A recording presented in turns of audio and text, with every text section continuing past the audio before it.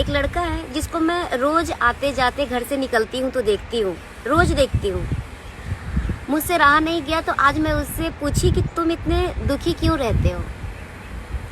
बहुत पूछने पे उसने अपनी फीलिंग मुझसे शेयर की और उसने कहा कि मैं पहले ऐसा नहीं था। मैं पहले बहुत हंसता खेलता इंसान था, बहुत खुश रहने वाला इंसान था। मेरी लाइफ में सिर्फ पढ़ाई और खेलना, खाना, बस यही मेरी ज़िंदगी था। एक दिन मैं स्कूल से छुट्टी हुआ और मैं घर जा रहा था अपने दोस्तों के साथ बाइक पे और खूब इंजॉय करते हुए, मस्ती करते हुए बाइक पे जा रहा था। सिग्नल पे मेरा बाइक रुका, तभी एक आदमी मेरे पास चल के आया और वो कटोरा फैलाया, भीख मांग रहा था वो। तो मैं उस तरफ अपना फेस किया हुआ था। जैसे ही मैं इस तरफ देखा तो वो आदमी को देख के मैं हिल गया, परेशान हो गया। मैं एकदम रोने लगा क्योंकि वो आदमी मेरे पापा थे। कैसा फील हुआ होगा उस वक्त उसको, पता नहीं। वो इतना परेशान हो गया, उसको समझ में नहीं आ रहा था कि वो क्या करे।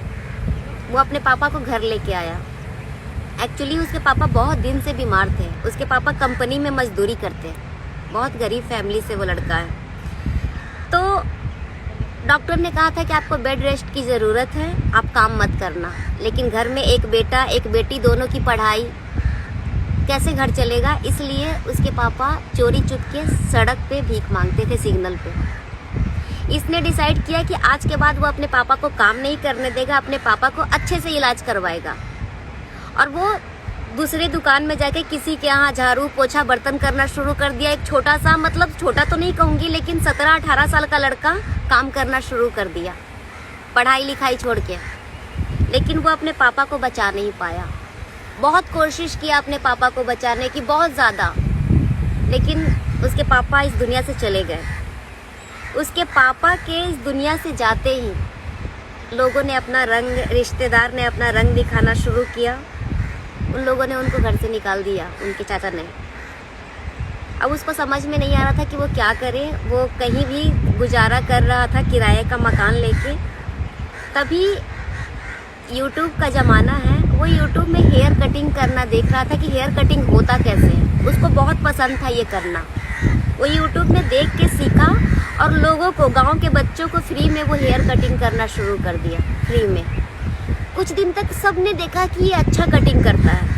उसके बाद धीरे धीरे बहुत सारे लोग इसके पास हेयर कटिंग के लिए आने लगे और वो सबका हेयर कटिंग करना शुरू किया।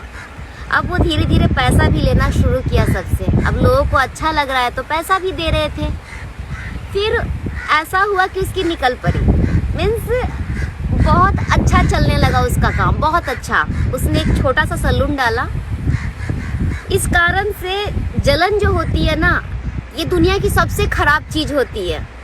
ये ना तो इंसान को खुद भी आगे बढ़ पाता है इंसान, ना दूसरों को आगे बढ़ने देता है। जलन में इतनी ताकत होती है।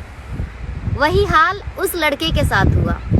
गांव, पड़ोसी, मोहल्ला, यहाँ तक कि जो सबसे खास फ्रेंड, बेस्ट फ्रेंड, लंगोटिया यार जिसको कहते हैं, उसको भी हद से ज़्यादा जलन होने लगी। ऐसा वो बता रहा था मुझे कि जलन का ऐसा वो था कि लोग देख के मुंह फेरना शुरू कर दिए कि इतना कमा कैसे सकता है, इतना आगे बढ़ कैसे सकता है। खैर, ये सबको इग्नोर करते हुए इसने पैसा जमा किया और अपनी बहन की सबसे पहले शादी की, क्योंकि इसकी लाइफ में एक परेशानी थी, वो थी शादी। अपनी बहन की शादी करने के बाद ये निश्चिंत हो गया।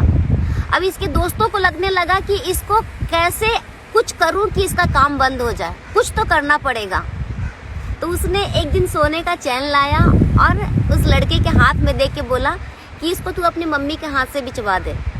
लेडीज लोगों को तोल मोल करने का ज़्यादा आइडिया होता है, हम लोगों को पैसा मिलेगा नहीं। दोस्त है, भरोसा है। उसने अपनी मम्मी को दिया और उसकी मम्मी गई उस दुकान, सुनार की दुकान में बेचने के लिए सोने का चैन। तो सुनार का दुकान तुरंत पुलिस बुला लिया और उसकी मम्मी को अरेस्ट करवा दिया और साथ में इसको भी, क्योंकि उसी दुकान से कुछ दिन पहले वो चैन चोरी हुआ था। ये अपनी सफाई में बहुत कुछ बोला, मैंने चोरी नहीं किया, मैंने चोरी नहीं किया, मैं गुनहगार नहीं हूँ, लेकिन किसी ने उसका नहीं सुना। उसके दुकान को तोड़ दिए, उसके झोपड़ी को तोड़ दिए, उसको मतलब कि दर की ठोकरें खानी पड़ी उसे। इन मोहल्ले वालों ने इतना मेंटली टॉर्चर किया। अब जितने भी चोरी मोहल्ले में हुए थे, सबका इल्जाम उस बेचारे के ऊपर आने लगा। इतना ज़्यादा वो परेशान हुआ कि वो, उसकी माँ ने कहा तू तू शहर छोड़ के कहीं चला जा कुछ दिन के लिए, मैं कैसे भी गुजारा कर लूँगी। अब सबसे बड़ी दिक्कत ये थी कि इसके बहन के ससुराल में वो लोग भी चोर की बहन कहना शुरू कर दिए। उसकी बहन भी बहुत परेशान थी, बेचारी नई नई शादी हुई थी। शादी को फिर भी मेरे ख्याल से 6 मंथ हो चुका था, उसने ऐसा बताया। उसके बाद वो मुंबई आ गया। जब वो मुंबई अपने एक दोस्त के घर आया तो उस दोस्त ने कहा चल मिल के काम करेंगे, और वो दोस्त के साथ मिल के काम करना शुरू किया। यहाँ भी वो अच्छा काम करने लगा तो उसके दोस्त ने भी उसको भगा दिया और उसका काम उससे हड़प लिया कि ये काम मेरा है, तू नहीं कर सकता। बेचारा बहुत ज़्यादा परेशान हो गया, इतना परेशान हो गया कि उसको लास्ट में ऐसा लगने लगा कि मैं मर जाऊं। एक 17 साल का लड़का को क्या अकल होगा, आप समझ सकते हो। उसको लगा कि मैं अब अपना जान दे दूं, मेरे को जीने की इच्छा नहीं है। वो पैदल 6 किलोमीटर पैदल गया हाजी अली से सोचा मैं समुद्र में कूद के अपनी जान दे दूंगा। वो वहाँ पे दरगाह पे जाके बहुत रोया। रोने के बाद वो डिसाइड किया कि अब मुझे मरना है। मुंबई में आए हुए भी 6 महीना हो गए, लेकिन दोस्त लोग भी धोखेबाज निकले। एक दोस्त धोखा दिया तो गांव छोड़ दिया, दूसरा दोस्त धोखा दिया और दुनिया छोड़ना पड़ेगा। वो जैसे ही हाजी अली गया और पानी में कूदने वाला था, उसके कुछ देर पहले ही फ़ोन बजा। उसका फ़ोन बजा तो फ़ोन उसकी बहन का था। उसकी बहन बोली कि तू मामा बन गया।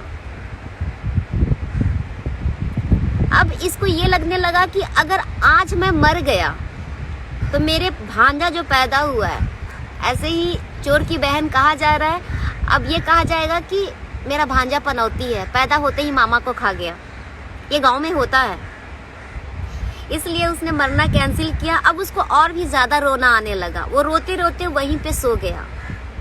तभी एक मौलवी साहब आके बोले, बेटा तू क्यों रो रहा है, क्या परेशानी है तेरी, बोल मुझे। तो इसने अपनी सारी प्रॉब्लम बताया, सब कुछ शेयर किया। तो बोला कितना पैसा चाहिए तुझे काम शुरू करने के लिए। तो बोला मुझे कुछ बोलने का मन नहीं करता, मुझे कुछ सोचने का मन नहीं करता। अब ऐसा लगता है कि बस मर जाऊं, मुझे कुछ भी नहीं बोलना। उसके बाद वो स्टैचू बन गया। आप देख रहे हो, वो स्टैचू बन गया।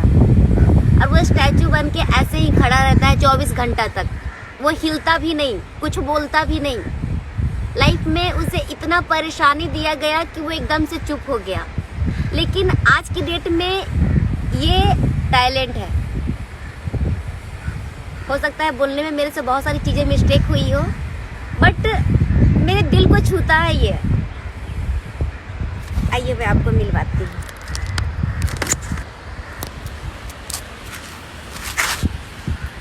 दिख रहा है?